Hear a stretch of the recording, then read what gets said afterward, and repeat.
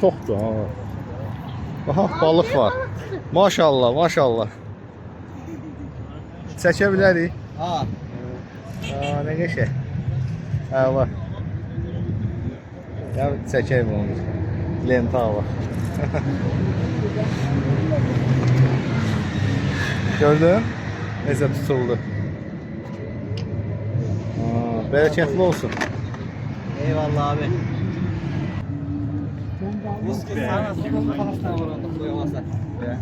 Gedək uşaqlar. Bize gördün, göz vurdu ki, şeyleyin, ehtiyatlı olun.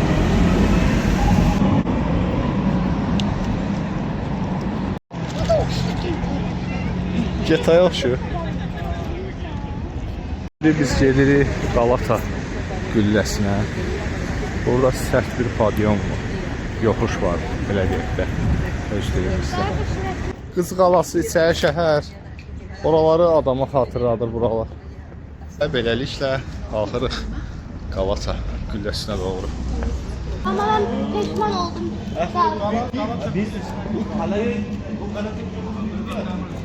Ne şansı. Axşamınız xeyir. Hər növdə şüniyyat var. Bunlar ədviyyatlardır, ədviyyatlar. Bax, qədimdə olan türk paltarları var, qədimi paltarlar. Deyir, Türkiyədə kimi görsən İbrahim Tatlısəsə oxşuyur, amma hələ ki elə bir adam rastımda bir dənəsini görmüşdüm, oxşuyurdu amma biraz. Axşamınız xeyir. Bunlar əl işləridir. Evet, qardaş. el işi. Qiymətləri neçədir? Fiyatlar? Fiyatlar değişiyor abi. Dəyişir. Kalitelerine göre değişiyor abi.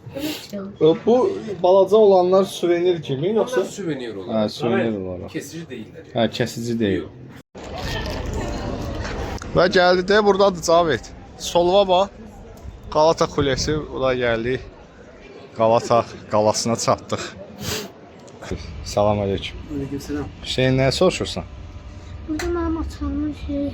Açara taxmaq istəyirsən? Ona bakaram. Və Galata Kulesi var. Bir burada.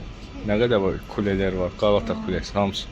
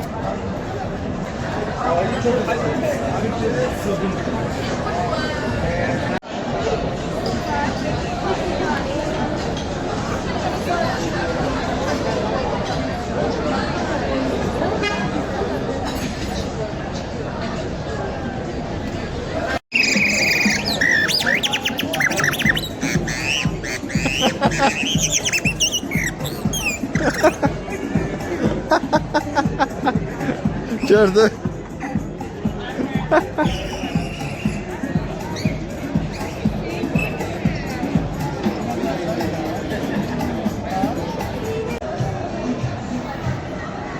Qəşəng gecə yürüyüşü. Önümüzdə də Galatanın kulesi deyirlər. Galata kulesi. Biraz olsun öyle.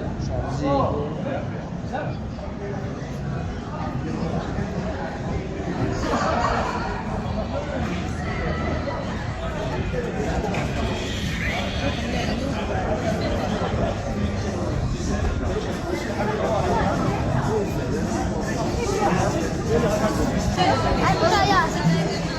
Şuraya açım geldi. Evet. Arkalarında sen güldüren şeyler.